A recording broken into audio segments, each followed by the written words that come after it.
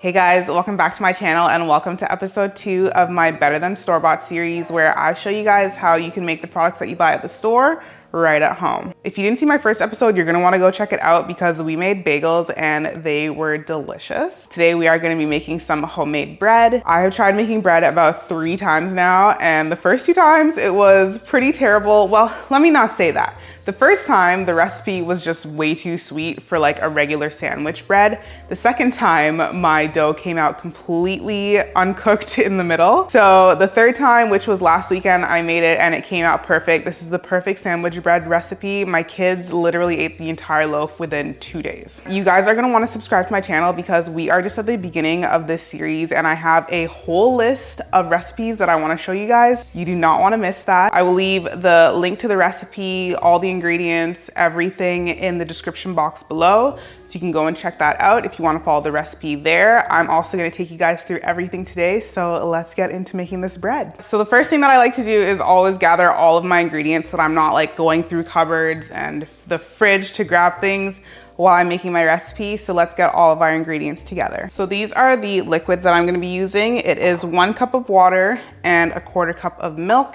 It does say whole milk on the recipe, but I'm not gonna go out and buy a whole bag of whole milk just for a recipe. So I use what I have. We just have 2% milk always in our house. So that is what I use. That's what I used last time.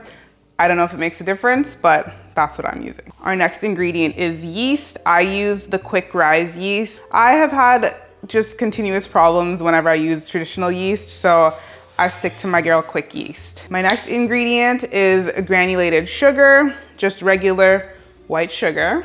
And now we have some butter. It says room temperature butter. I always keep a little bit of butter room temperature just for daily use. So I think this is enough. It says 1/4 cup. I'm gonna weigh it out after and see. And if not, I have butter in the fridge that I will just pop into the microwave and soften it a bit.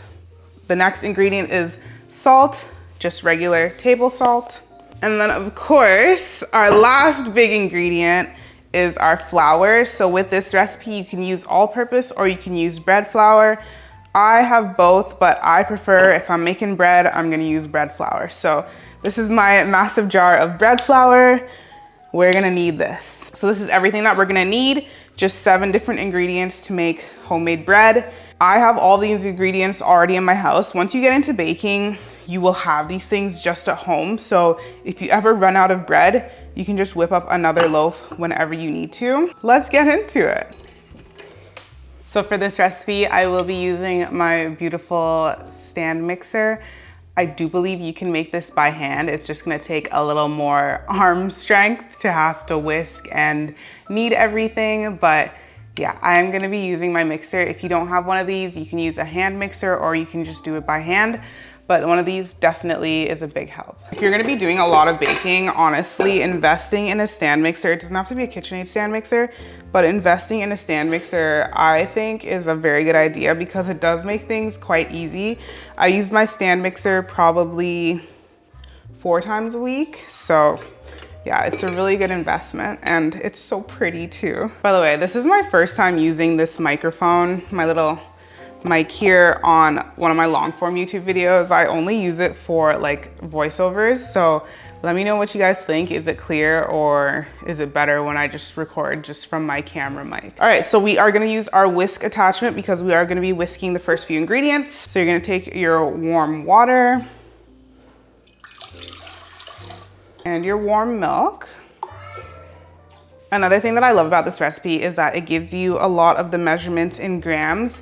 When it comes to baking, if you have a little scale, I think I've had this scale for like 10 years now. It's nothing special. I got it from Walmart for probably $10. You can get a scale at Dollarama. It's such a good idea to weigh out your dry ingredients instead of measuring them. I'm sorry for all the noise. My kids are home on summer break right now. Yeah. So I'm gonna weigh out my yeast and my sugar, which are gonna be our next ingredients to go in to our mixer. You need 7 grams of yeast. Like truly, if you measure with your measuring spoon, it says 2 1/4 teaspoons or 7 grams. You'll always notice that just measuring, thank you, is going to give you something different than 7 grams. So at 2 teaspoons, I'm already at 6 grams here.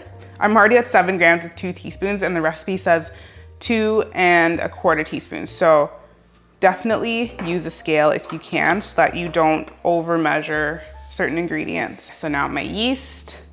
So with instant yeast, you don't have to give it time to bloom because it's instant yeast. It's not traditional yeast, which is nice. You don't have to waste your time trying to guess if it's bloomed enough or not. And now our sugar, 25 grams of granulated sugar. So, and as I'm doing this, as you're measuring it out, you wanna kind of try to flatten it down, like give it a little shake to flatten it down. So I'm at 23, 24, and 25, there we go. So we're gonna add in our 25 grams of sugar.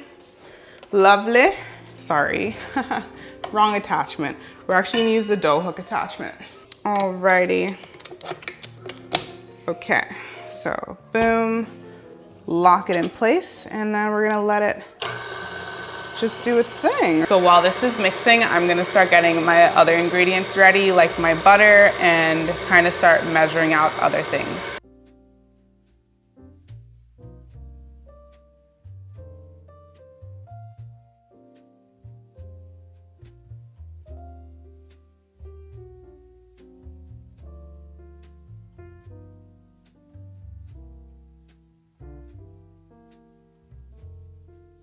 Okay, so after I mixed up all of the things that I put in my mixer, we're gonna just let it sit for like a few minutes, and then we're gonna add in our other ingredients. So as you saw there, I weighed out my butter. I did have enough in my little container, which is great. So I got my butter ready to go.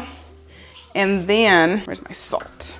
Next, I'm gonna measure out my salt, which is 9 grams of salt. Oh, I should not put my hand on it while I'm doing that. I'm at 8, I'm at 11. See, it was showing 8 and then I shook it and then it shows 11. So yeah, 9, perfect.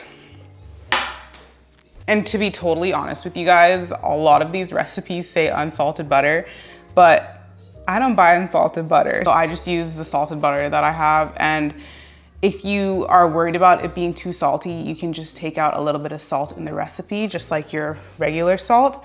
But I've never noticed it come out like really salty or anything. So I just keep my measurements the same, but I do use salted butter because I'm just not gonna go out and buy separate butter. I mean, I could, and sometimes I do, but in general, for things that I'm gonna be making just like on a regular basis, I'm not gonna have special butter in my fridge or sitting on my counter just for these recipes. Just lower the amount of salt if it really bothers you. This is gonna be our last three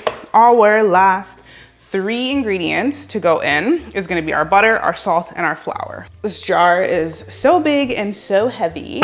So I need about 420 to 430 grams of flour. I hope it fits in this little container here. If you're gonna measure out all of your other ingredients, but weigh one thing, weigh your flour, because the way that it goes into your cup is just so different every time. I've had recipes come out completely different just because of how I measured my flour. Don't mess with measuring your flour, just weigh it. I'm telling you, it makes a big difference. 420 to 430. I like to go on the higher side because you can always leave some out, but I don't want to have to go back and take more. Now we are going to be adding those ingredients in. Our butter in there. Oh, I don't want to splash everywhere. Butter. Our salt. And then the recipe does say to add in one cup of flour up first. Obviously this doesn't need to be like super well measured out because you're gonna be adding it all in the end. So add in your 1 cup of flour. You're gonna beat this on medium speed just for a little bit till it's all mixed up. You don't want to miss out on anything, right? So make sure that all of your ingredients are scraped down into your bowl. And now all you have to do is add in the rest of your flour.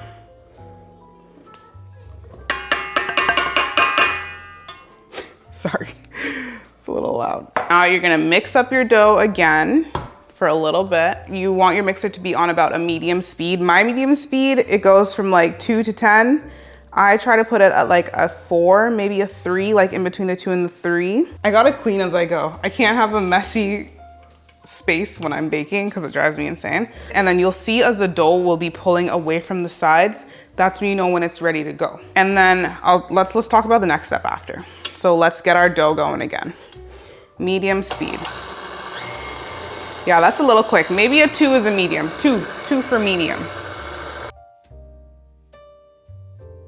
Keep your spatula with you so that you can scrape down the sides if you need to. Sometimes the dough just needs a little bit of help coming together here. So scrape down your sides so that it really incorporates everything. All right, let's get it going again. Now is the part where you have to use a little bit of your own personal judgment and opinion. So my dough, let me show you guys how it looks. It's still very like wet. You can see it's like pulling off, but you don't want your dough to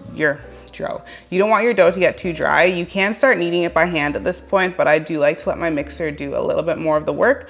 So if your dough is a little bit too sticky still, you're gonna wanna add in like a little bit, maybe a tablespoon of flour at a time until it gets to that consistency where it is binding together and it's not all sticky. Sorry, did I say a tablespoon? I did not mean a tablespoon. Please do not add a tablespoon of flour to your mixture. Start with a teaspoon. He went outside, baby. So start with a teaspoon and you'll see it really does make a difference. They're both outside, honey. Okay, let's get it going again. Okay, so I am gonna add another teaspoon because it's just a little too sticky for my liking still. Let me show you guys if you can see. See, it's still like quite wet there. I want it to be holding together a bit more.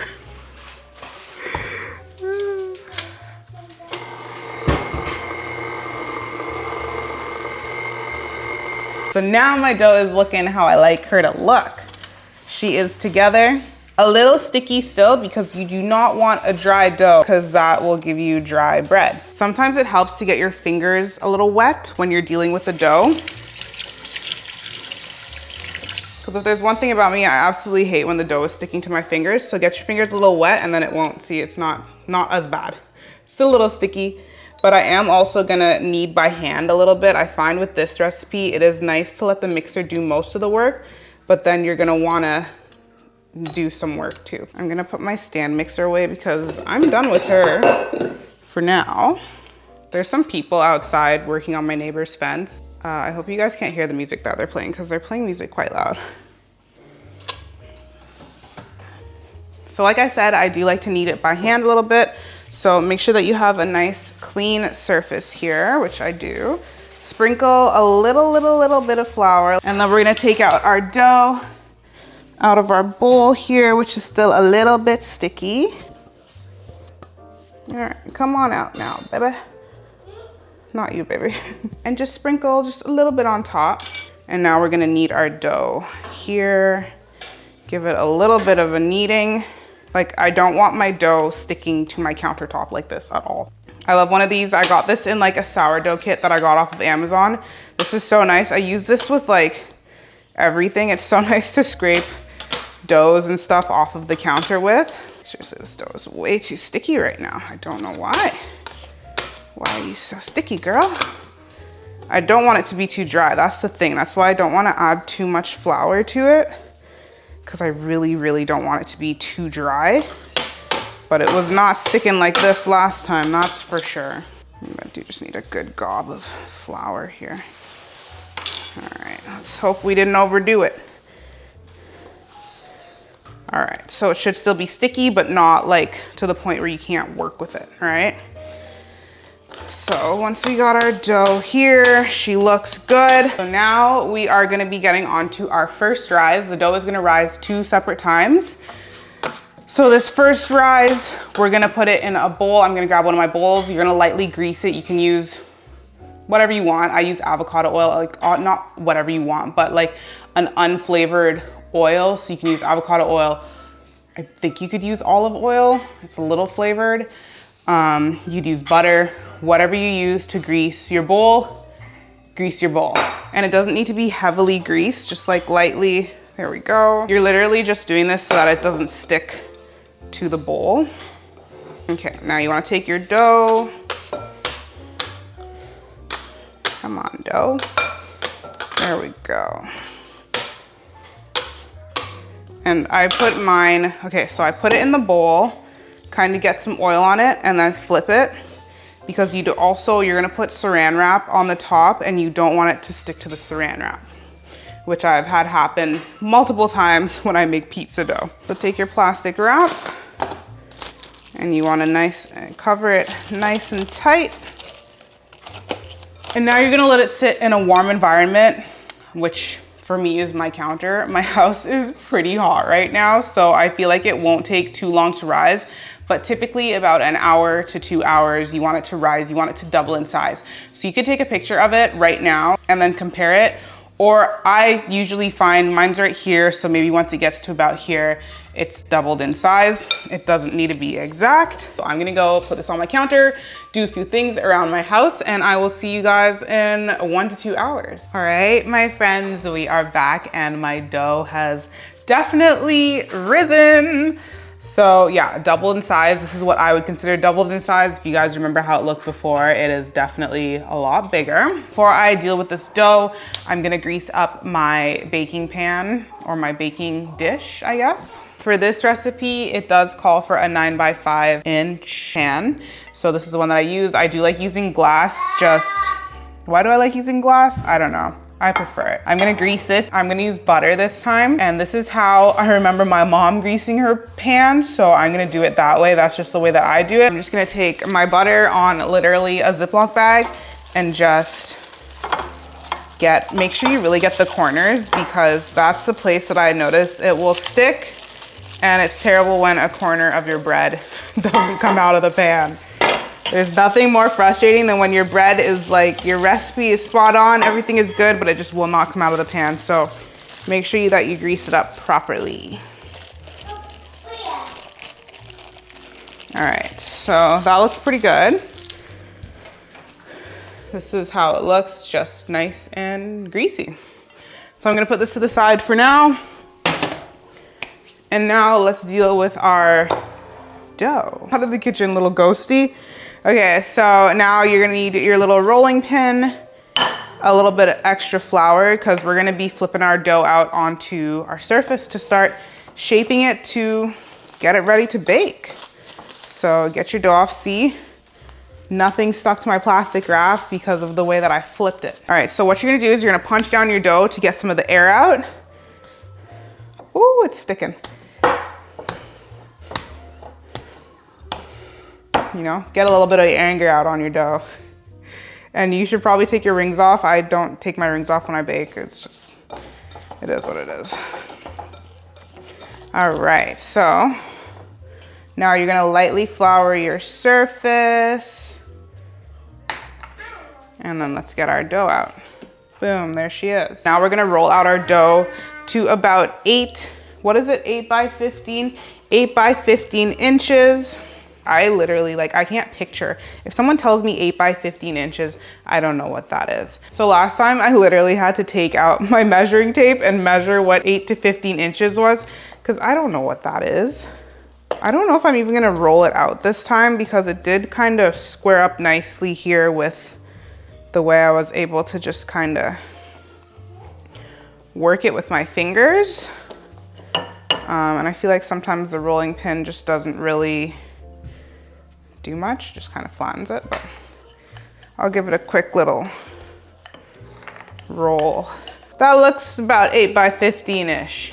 Not bad. Now you're gonna grab your greased up pan and we're gonna start rolling this. I think it is a little too wide. You're gonna take your dough and you're gonna start rolling it. And you're gonna roll it like it's a log. Roll it. Roll it, squish it in a little bit. Roll it, give it a good little squish. Roll, roll, roll. Maybe tuck the ends a bit if it's looking a little too long. So this is how mine ends up looking. It's just like a nice little log of dough. And now you're gonna pop it into your greased up pan, squish her in there. Just kind of tuck the ends underneath like that. Try to make it as even as possible in here. Okay, so now my dough is inside of my pan. I don't want it to fall out. Like I said, we did one rise and now it's time to do our second rise. So this time I'm gonna cover it with a clean towel, just a clean kitchen towel, because you want it to rise about an inch above your pan, and that's when you know it's time to go in the oven. So I feel like if I do saran wrap, it's gonna kind of prevent it from rising because it'll hit the saran wrap and then it will just stop, right? So you're gonna put a clean kitchen towel over it, let it rise for about an hour. Again, it does depend on how hot your house is. It'll rise quicker if your house is warmer. It'll rise slower if your house is cooler. So I'm gonna get this to rise. I gotta go put that baby down for a nap, and I'll see you guys in about an hour. And then I'm just gonna putting it over here. All right, so it has been about an hour now. We're gonna check on our bread, see how it has risen. I already started my oven. It just has to bake at 350. And what you wanna do in your oven is you wanna lower your racks to the lowest rack, like one rack obviously, to the lowest rack, because you want your bread to be able to cook without burning the top of it. So look at her, she has risen perfectly. Like that's how much you want it to be over the top.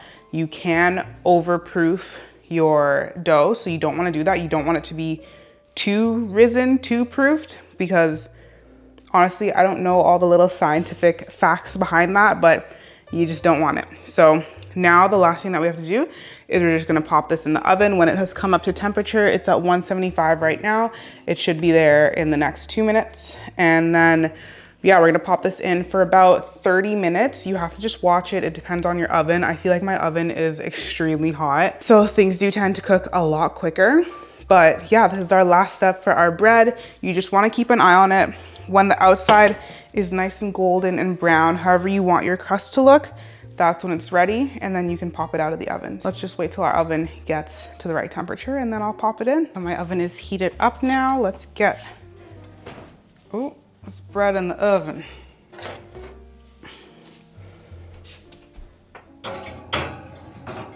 Okay, there she goes. I'm gonna set my timer on my oven for like 25 minutes because like I said, my oven heats up really, really quickly and I don't want it to burn. So 25 minutes for now.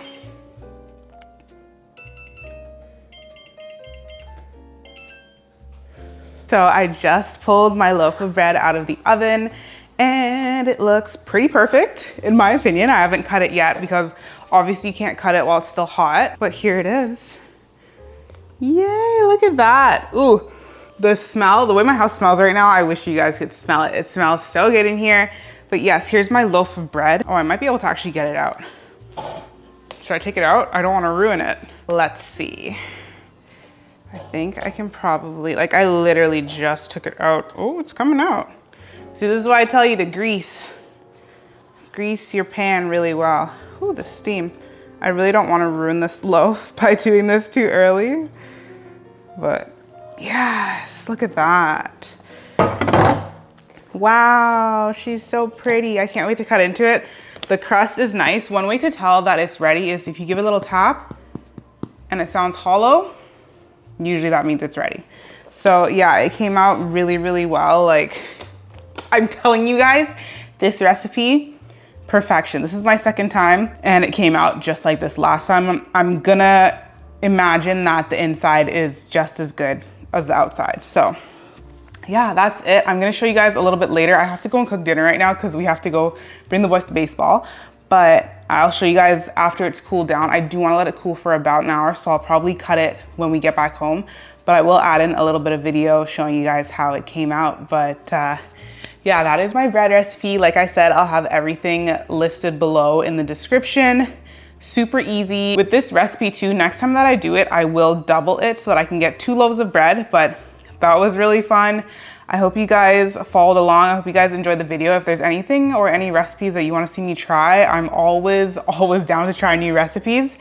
So yeah, just let me know, leave me a comment. If you guys do try the recipe, please let me know how it came out for you, because I feel like everyone should be making bread at home. It's fun, it's easy. It's honestly cheaper than going to the store and buying bread, because I didn't have to go out and get any ingredients. Everything that I needed, I already had in my cupboard and in my fridge. I hope you guys enjoyed this video, and I will see you in the next one. Thanks for watching. So I did end up cutting my bread, and just like I thought, it came out perfect. I'm telling you guys, this recipe is like foolproof, and it is so good. Here she is, all cooled down. Let me show you up nice and close.